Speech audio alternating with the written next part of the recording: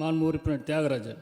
மாண்புமிகு பேரவை துணைத் தலைவர் அவர்களே, அறியாமை இருள் அகற்ற அறிவையும் தான் வளர்க்க புரியாததை புரிய வைத்த பகுத்தறிவு பகலவன் தந்தை பெரியார்.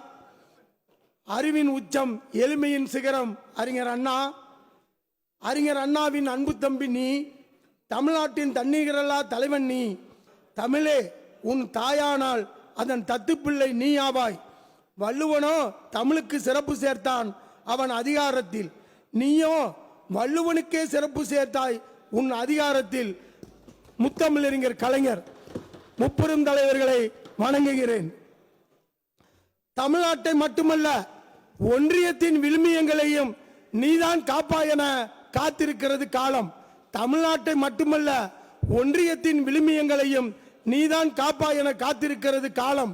குவிக்கப்பட்ட அதிகாரங்கள் உன் குரலில் உடைகின்றன. குவிக்கப்பட்ட அதிகாரங்கள் உன் குரலில் உடைகின்றன. நீதிமன்றத்தில்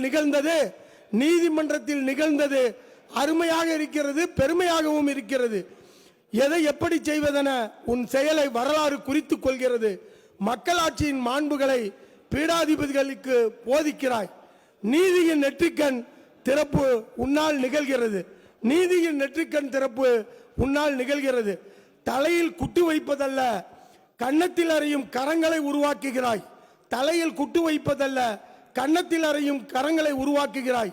நூற்றாண்டு கால வரலாற்றின் நுட்பத்தை படிப்பினைகளாக்கி வழங்குகிறாய். காலம் தடுமாறும் என காத்திருந்தவர்கள் நிமிரும் அழகில் நிலைகொள்கிறார்கள். சொல் தலைவனே, இப்படித்தான் இருக்குமோ வசந்தத்தின் இடிமுழக்கம். சொல் தலைவனே, வசந்தத்தின் இடிமுழக்கம் இப்படித்தான் இருக்குமோ. வாழ்க தமிழக முதல்வர், வெல்க முத்துவேல் கருணாநிதி ஸ்டாலின்.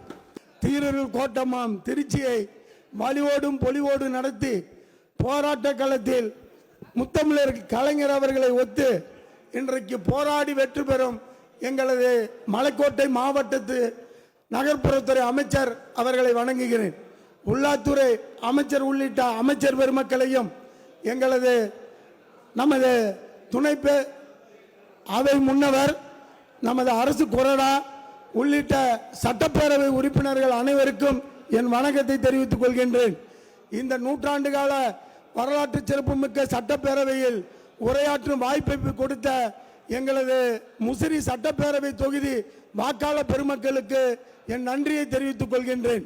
அதேபோல் என்னை ஆளாக்கி இன்றைக்கு உருவாக்கிய எனது பெற்றோர் தாய் தந்தையருக்கும் சகோதர சகோதரிகளுக்கும் என் வணக்கத்தை தெரிவித்துக் கொள்கின்றேன். விவசாய அமைச்சர் அவருக்கு நன்றியை தெரிவித்துக் கொள்கின்றேன். அதே போல இன்றைக்கு கழக உடன்பிறப்புகள் முசிறி சட்டப்பேரவை தொகுதி திருச்சி வடக்கு மாவட்ட நிர்வாகிகள் அனைவருக்கும் எனது நன்றியை தெரிவித்துக் கொண்டு இன்றைக்கு பேச வாய்ப்பளித்த இந்த சமூக நலத்துறையின் அமைச்சர் நமது முத்தமிழறிஞர் கலைஞர் அவர்களின் முரட்டு பக்தன் என்று அழைக்கப்பட்ட ஐயா பெரியசாமி அவர்களின் புதல்வி சமூக நலத்துறை அமைச்சர் அவர்களுக்கும் வணக்கத்தை தெரிவித்துக் கொண்டு இன்றைக்கு இந்த சமூக நலத்துறையில் மாண்புமிகு எங்கள் தலைவர் தாய்மையும் பெண்மையும் தான் உலகத்தை வழிநடத்துகிறது என்ற குறிக்கோளோடு இன்றைக்கு பெண் குலத்தை, இன்றைக்கு தாய் குலத்தை உயர்த்தி கொண்டிருக்கின்றார்கள். இன்றைக்கு சொல்ல வேண்டுமென்றால் காவல்துறையில் முத்தமிழறிஞர் கலைஞர் காலத்தில் மகளிர் இன்றைக்கு காவல்துறையில் பணியாற்ற வாய்ப்பு கொடுத்தார்கள். விதவை மகளிர் மறுமண திட்டத்தை உருவாக்கினார்கள். மகளிருக்கு சொத்துரிமை வழங்கி இன்றைக்கு அதே மகளிருக்கு தலைவர் தளபதி வந்தவுடன் மகளிர் எல்லாம் இன்றைக்கு ரெஜிஸ்டர் ஆபீஸில் அவர்களுக்கு பதிவுத்துறையில் 1% இன்றைக்கு வரி விலக்கு செய்திருக்கின்றார்கள். அரசு பணியில் 30% இடஒதுக்கீடு செய்து கொடுத்தது இந்த திமுக அரசு.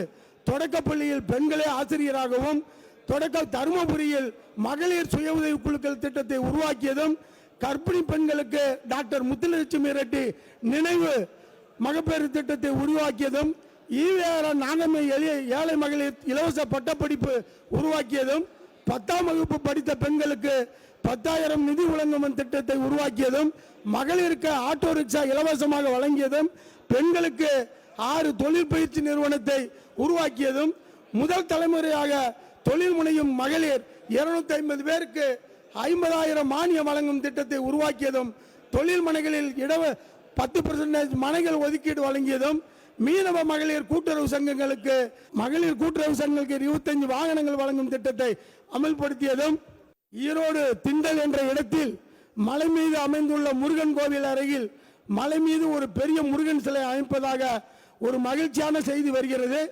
அப்படி அது அமைக்கப்பட்டால் அறநிலையத்துறை அவர்கள் செய்வதற்கான திட்டத்தை வைத்துள்ளதா என்று கேள்வியும் கேட்டு தொடர்ந்து என்னுடைய மாண்புமிகு பேரவைத் தலைவர் அவர்களே, அறுபடை வீடான முருகப்பெருமானுடைய தரிசனத்திற்கு இன்றைக்கு லட்சக்கணக்கான மக்கள் திரளுகின்ற இந்த நல்ல வேளையில், முருகர் திருக்கோயிலை பொறுத்தளவில் இந்த ஆட்சி ஏற்பட்ட பிறகு 98 திருக்கோயில் திருப்பணி முடிந்திருக்கின்றது. நம்முடைய ஈரோட்டு அந்த மாவட்டத்துடைய அமைச்சர் அருமையண்ணன் முத்துசாமி அவர்களுடைய வேண்டுகோளுக்கு இணங்க, அதேபோல் மருதமலையிலே நம்முடைய செந்தில் பாலாஜி அவர்களுடைய வேண்டுகோளுக்கு இணங்க, அதேபோல் கோவில்பட்டியிலே அன்பிற்கினிய சட்டப்பேரவை உறுப்பினர் அருமை கடம்பூர் ராஜி அவர்களுடைய வேண்டுகோளுக்கு இணங்க, முன்னாள் அமைச்சர் சேவூர் ராமச்சந்திரன் அவருடைய வேண்டுகோளுக்கு இணங்க முருகர் சிலைகள் அமைக்கின்ற பணி பரிசீலனை உள்ளது. அதில் திண்டலுக்கும் மருதமலைக்கும் மாண்புமிகு தமிழக முதல்வர்கள் உத்தரவிட்டிருக்கிறார்கள் என்பதை மகிழ்ச்சியாக இந்த மாமன்றத்திலே செய்தியாக தெரிவித்துக் கொள்கிறேன். மாண்புமிகு உறுப்பினர் தியாகராஜன். மகளிர் உரிமை தொகை 1000 ரூபாய் வழங்கியதும், அதை விடியல் பயண திட்டத்தை உருவாக்கியதும், அதே போல இந்த ஏழை எளிய தாழ்த்தப்பட்ட விளிம்பு நிலை மக்கள் எல்லாம் உயர வேண்டும் என்ற நோக்கத்தோடு பள்ளி படிப்பில் உயர் படிப்புக்கு 1000 ரூபாய் வழங்கியது இன்றைக்கு பெரிய மாற்றமாக இருக்கின்றது. குறிப்பாக சொல்ல வேண்டும் என்றால், எங்களது மாவட்டத்தைச் சேர்ந்த பள்ளி கல்வித்துறை அமைச்சர் இதில் உயர்ந்து நிற்கின்றார்கள். எங்கு பார்த்தாலும் பள்ளி மாணவ செல்வங்கள். இதனால் இந்திய அளவில் இங்கே தமிழ்நாட்டில் மட்டும் 54% அதிகமாக இருக்கின்றது. அந்த அளவிற்கு உயர்ந்து செயல்பட்டு கொண்டிருக்கின்றார்கள். எப்பொழுதுமே திருச்சி மாவட்டம் என்றால் உயர்ந்த இடத்தில் இருப்பவர்கள் எங்கள் அமைச்சர்கள். 2 அமைச்சர்களும் போட்டி போட்டுக்கொண்டு இன்றைக்கு இந்த அரசாங்கத்தை இன்றைக்கு வழிநடத்துகின்றார்கள். இந்த தருணத்தில் அவர்களுக்கும் என்னுடைய வாழ்த்துக்களை தெரிவித்துக் கொள்கின்றேன். அதே போல எங்க தொகுதி நன்செய்யும் புன்செய்யும் நிறைந்த தொகுதி, விவசாய பகுதி. அதில் நாங்கள் செக் டைம் கேட்டுக்கிட்டே இருக்கிறோம். அது வந்தாதான் எங்களுக்கு வாழ்வாதாரமே. ஆனால் எங்களுக்கு கலைஞர் குளித்தலையில் போட்டிட்டதுனால முசிறி பாலம் ஒன்று வந்துச்சு. அதுக்கப்புறம் அடுத்தது கலைஞர் வந்தார், மாயனூர் செக் டைம் வந்துச்சு. அதில் பாதி பேர் பயனடைஞ்சாங்க. இப்போ மின்சாரத்துறை மந்திரி, கரூர் மந்திரி, நல்ல வளமான மந்திரி, அவர் எங்களுக்கு ஒரு பாலத்தை கொடுத்துட்டாரு. வளமான இந்த தமிழ்நாட்டை விட்டுட்டு நம்ம போய் வெளியில போய் கையேந்தின.